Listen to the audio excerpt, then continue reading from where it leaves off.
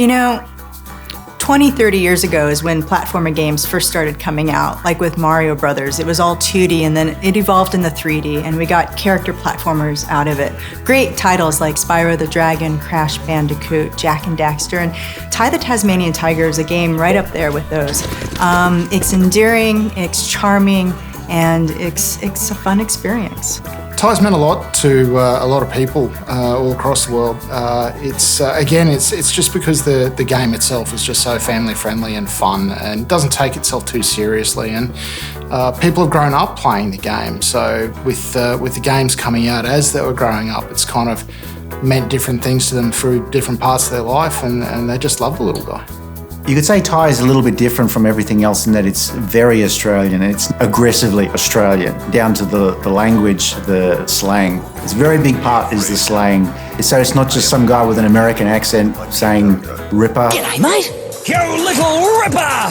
It's this weird fantasy that is just no one else can do like we've been able to do. It's a big cultural piece, really, because a lot of other games that are made in Australia, but they're not Australian. They don't have Maury and his mate's mate's mate's mate. It's just, the jokes still work today. And I think that's one thing that's really picked up around the world. It's just the Australianisms, and people love that. And we went very hardcore on, we are not softening it for the Americans.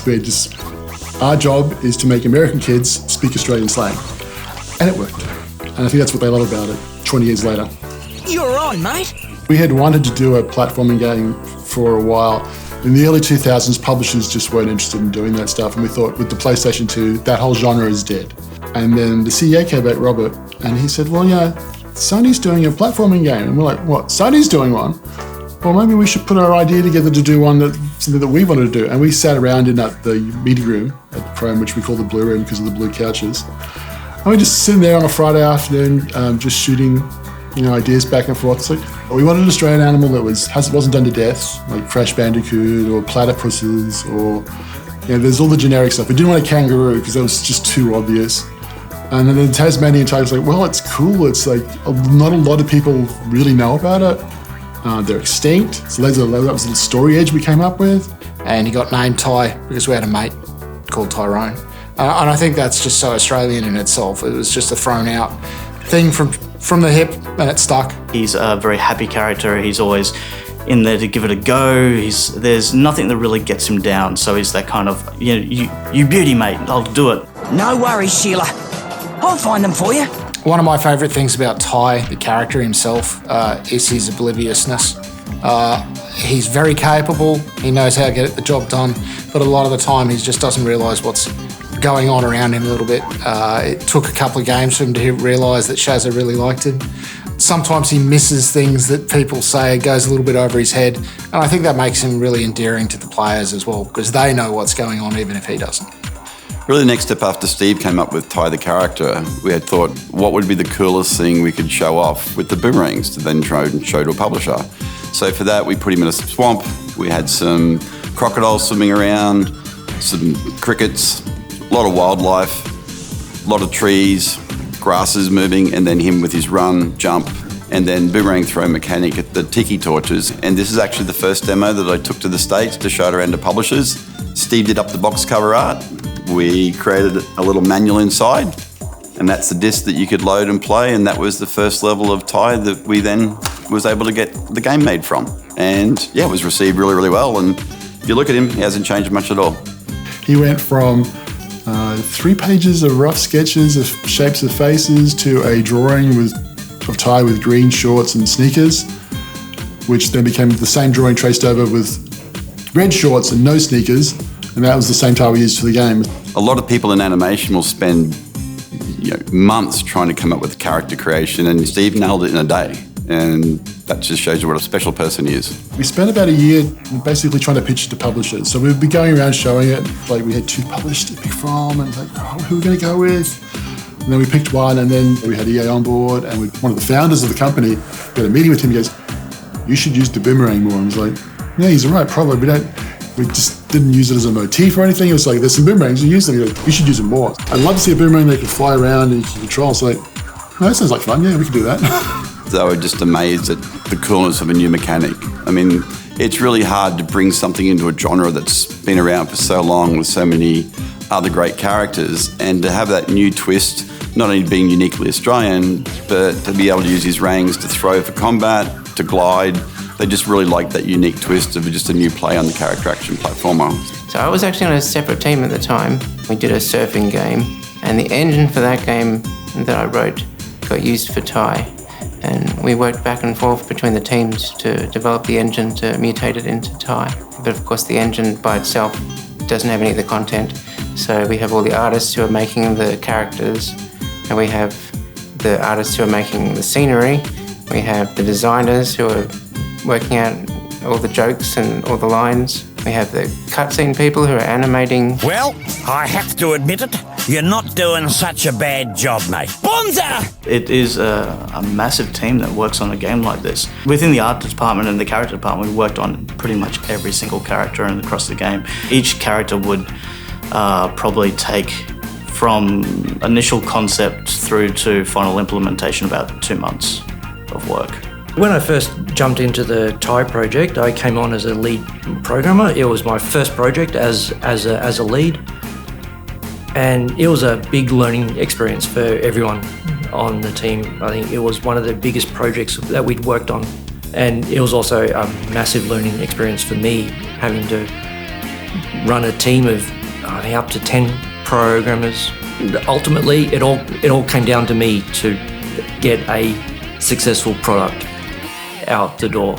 I was very much a novice when we started with all things game development, so I was a sponge. There were all these people around me that knew so much more, so I just tried to work really hard and contribute when I could. Most of my job was handing out tasks to other programmers on the team, but I kept some for myself, like the floating platforms and having them tilt depending on where you stood on the platform, or if you had enemies on there with you, it balanced out. And I was quite proud of that little detail there.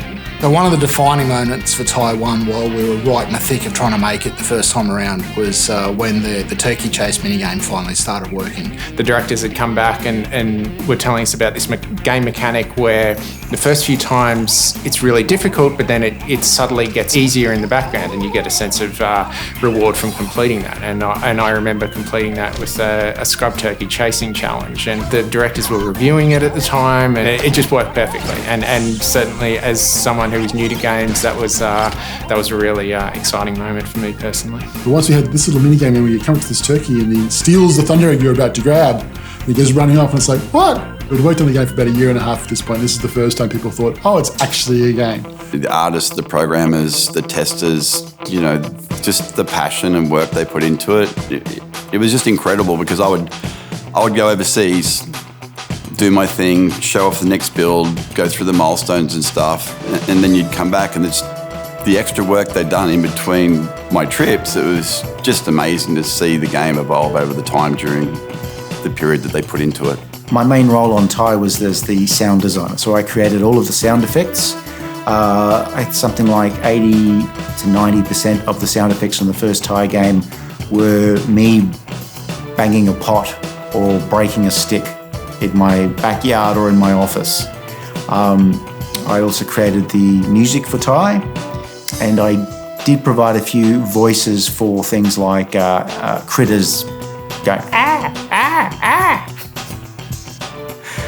so about probably 30% of those are me confusing the people in the next room.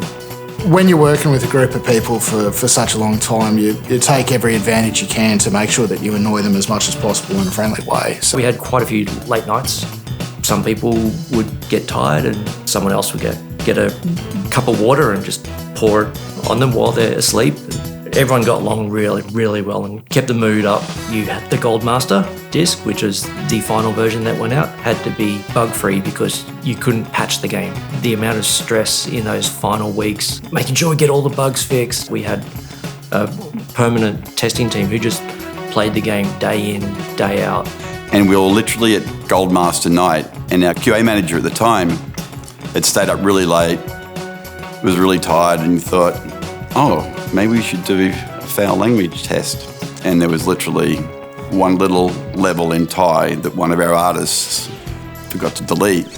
And had that stayed there, all that product would have to been recalled and redone again. So we dodged a bullet on that one. The original commercial for Taiwan that Electronic Arts made with the hospital scene, we thought it was going to be very interesting to see how that was received by the general public. I'm like, very shocked. Because it is very, I call it ballsy. It's like, you've got Ty in the hospital and all these guys are all bandaged up, but they're not listed as like Sonic or Crash or anything like that. It's like Bandicoot, Hedgehog, Dragon, and they got boomerangs stuck in them and stuff. And then Ty just walks down the hall. It's like, That was game advertising at that time as well. It was you go hard or go home with that sort of thing. So you weren't going to release a new character in that space without saying that it was really going to take the fight to the established ones. When Ty was first released, we went to America. I think we went to a Best Buy or one of those large chains, and we just walked around the shelves like, here's the GameCube version, here's the PlayStation 2 version, here's the Xbox version. And it was a pretty cool feeling. It's always a cool feeling when you see your stuff in the store, because you can walk up there and make sure it's prominently displayed. You know, how amazing that a little small studio in Australia can have their own product in some of the biggest stores in the world. And it just made us feel as though, you know what, we're just as good as everybody else. And, you know, even though we're so far away, it's like, yeah, we can do it.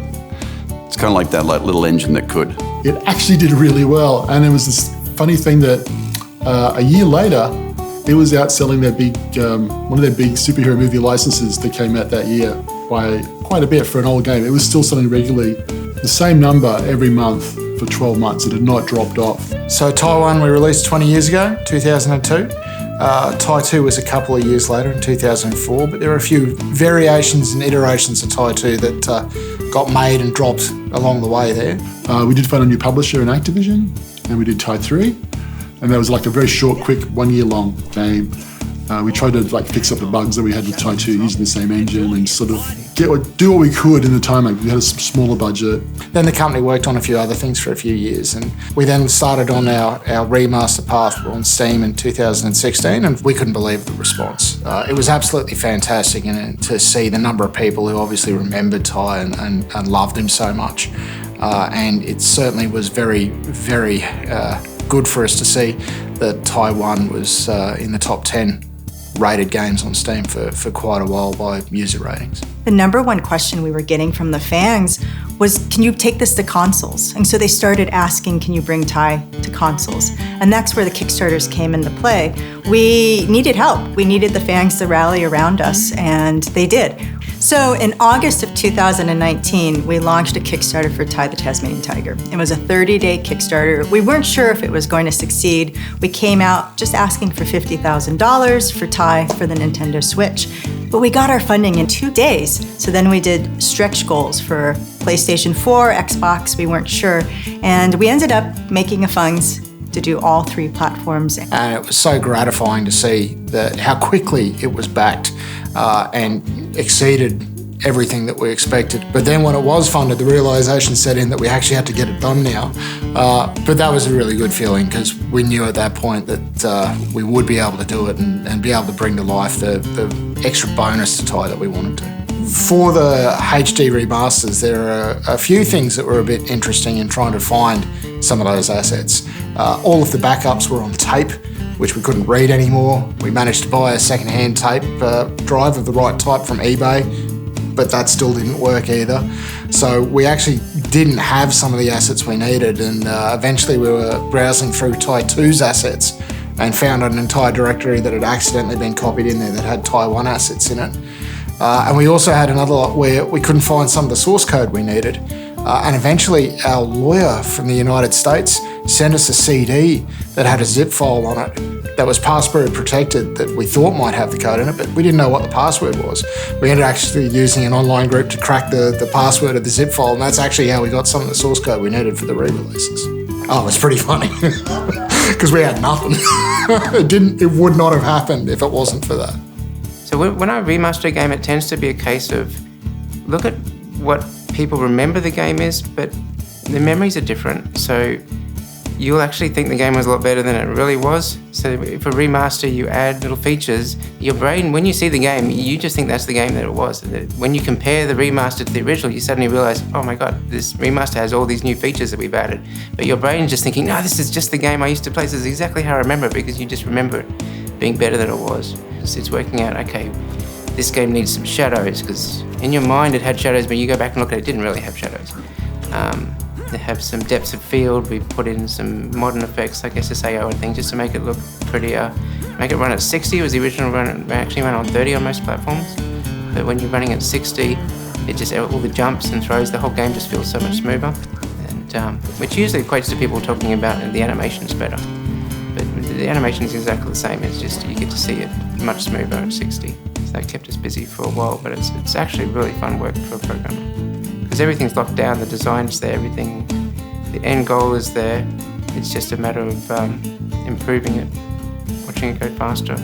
When I first picked up TY and played it on the Switch, and the colours popped out of the Switch at 60 frames a second, and I looked at that and said, hey guys, we're going to make a lot of sales on this game. This just matches this hardware really well. Of course, following TY the Tasmanian Tiger, everyone was asking, when are you going to do version 2, Bush Rescue? When is that one coming out? We also needed a little bit of help for that.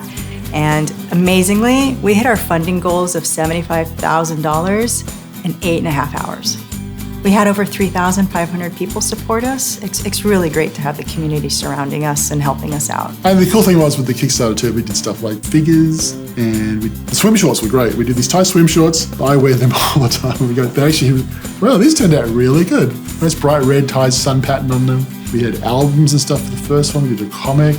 All this cool little bric-a-brac. And we did a vinyl of the soundtrack for the first game. So much of what we do now is all digital. To actually be able to hold the music on a vinyl LP, it's a spin out for me, to be honest. You don't expect when you're working on a PlayStation 2 game that it's even going to be part of the conversation decades later. And I really do appreciate the fact that people are still asking for things like guitar tabs and people recording covers of the song and sticking it on YouTube. That is something you don't get on too many projects, and it's just been amazing.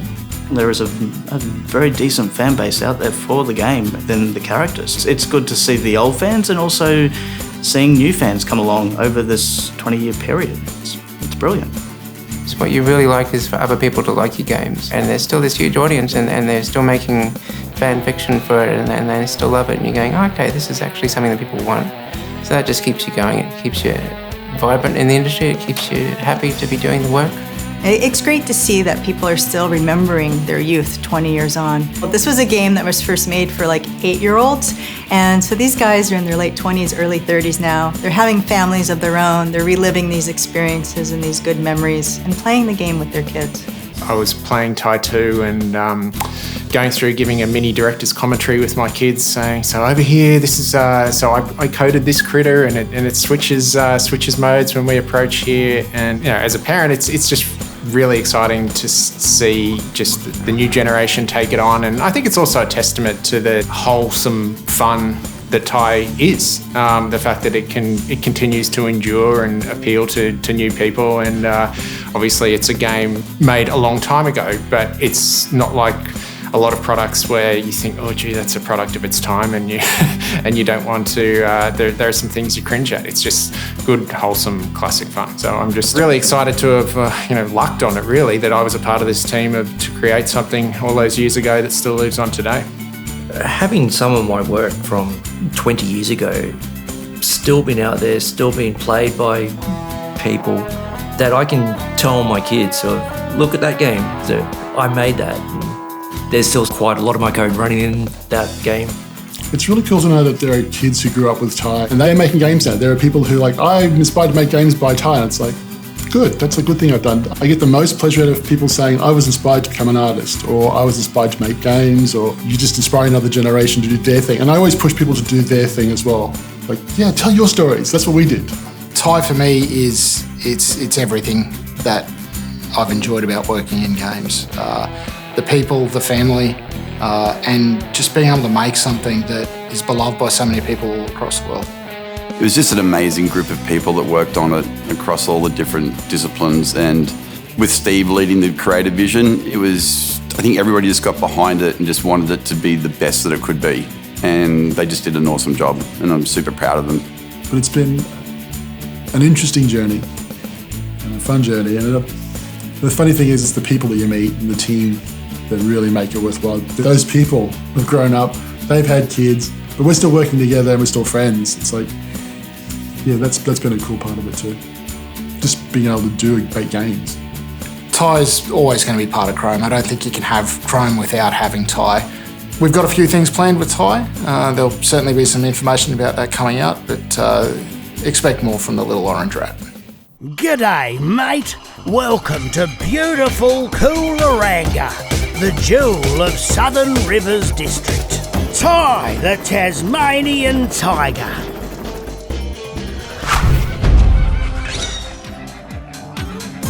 Congratulations, Ty the Tasmanian Tiger. 20 years. Simply smashing. I just want to say thanks to everyone who ever played the game, be it 20 years ago or had just discovered it for the first time. Happy 20th birthday, Ty. Your games meant a whole lot to me as a kid, and they still hold a special place in my heart to this day. Happy anniversary, Ty. Pretty wild to think that Ty is 20 years old already, but I guess I first played it when I was, around 10 years old, and now I'm just about 30, so I guess the math does check out. I want to thank Steve and everybody from Chrome Studios for crafting such an endearing world full of lovable and memorable characters, and for showing the world of video game development that you don't need to be some huge AAA studio to make something truly special. Well, I have to admit it, you're not doing such a bad job, mate. Bonza! G'day, Ty. Happy birthday from your home country. I'm going to say happy 20th birthday to Ty the Tasmanian Tiger. Happy 20 years, Ty. Happy 20th birthday. Happy birthday, Ty. Thank you both Chrome Studios and Ty for 20 years of this. Happy 20 years, Ty. Happy birthday, Ty. Just wanted to wish our favourite marsupial, Ty the Tasmanian Tiger, a very happy 20th birthday. Happy 20th anniversary, Ty the Tasmanian Tiger. Happy 20th anniversary to everyone's favourite Tassie Tiger. You beauty! Oh, you beauty! Well, thanks for playing Ty, and thanks for continuing to play Ty, listen to the Ty music, and ask for more Ty. Hey Possum, this is Don't Care Bear Cosplay, and Elena Wallaby whispered in my ear that it was the 20th anniversary. So yeah, congratulations, and I wish you all the best. Love, Shessa. Aw, he's a big pussycat when you get to know him. Right, Ty? Just wanted to say happy 20th birthday to the first video game I've ever played. Happy 20th birthday. Happy 20th birthday, Ty. Good day from all the way from the UK. I just want to wish Ty a very happy 20th anniversary. Happy 20th birthday, Ty. Good day, Ty. Happy 20th birthday, man. Happy 20th anniversary. Beauty Butler Bunza! Happy birthday, you ripper. You little ripper! Ty, if you're there, congrats on making 20 years, and have another one for me. You're on, mate. Happy birthday, Ty! Happy birthday, Ty, and much love to everyone at Chrome Studios. Have a good one. Happy birthday, Ty. Happy birthday to our favorite Tasmanian Tiger, Ty. Good day, Ty. I just want to wish you happy 20th birthday. Ah, sweet as! Hey everybody, it's great to be here celebrating Ty's 20th anniversary. It's been a wild ride and looking forward to what comes up next. I'd like to thank everybody for making Ty last 20 years. It's been a wild ride, and thank you very much. Happy 20th anniversary, Ty. Happy 20th, Ty. Congrats on 20 years of Aussie rang-throwing, boss-cast smacking goodness. Happy 20th anniversary to Ty, and one of the best games I've played growing up. Happy birthday, Ty. This is one of my favorite video game series of all time. I've been playing them all since I was in elementary school. Happy birthday, Ty. Thanks for joining us in this 20th anniversary celebration of Ty. My namesake in the game loves it too. From Sly and Sly, thank you. Who knows Tasmanian Tigers better than me? Happy birthday, man. Thank you for taking us on your long, great adventures and journeys. Happy 20th anniversary, Ty! Happy birthday, Ty the Tasmanian Tiger.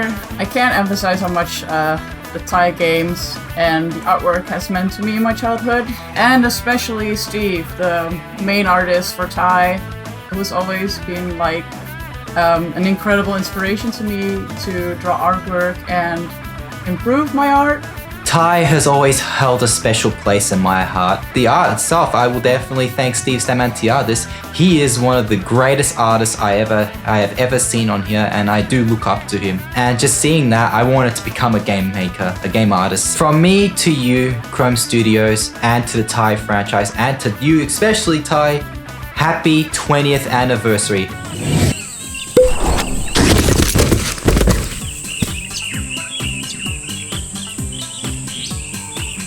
So I just wanted to say thanks to all the fans who let us make Ty for the last 20 years. It's been a wild ride, and maybe there's another 20 years in it still.